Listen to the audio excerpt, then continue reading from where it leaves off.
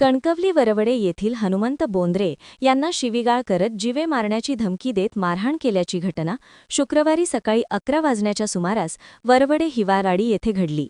या प्रकरणी संकेत डुल्ट वय 27 राहता पिसे कामते याच्या विरोधात गुन्हा दाखल करण्यात आला आहे।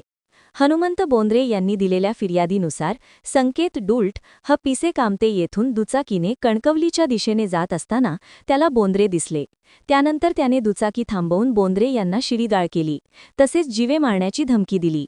यावेळी दुचाकीत असलेली लोखंडी हातोडी काढून त्याने हनुमंत बोंद्रे यांच्यावर मारहाण करून दुखापत केली। या प्रकरणी संकेत डुल्ट याच्या विरोधात गुन्हा दाखल करण्यात आला असून पुढील तपास पोलीस हवालदार सुदेश तांबे करीत आहेत।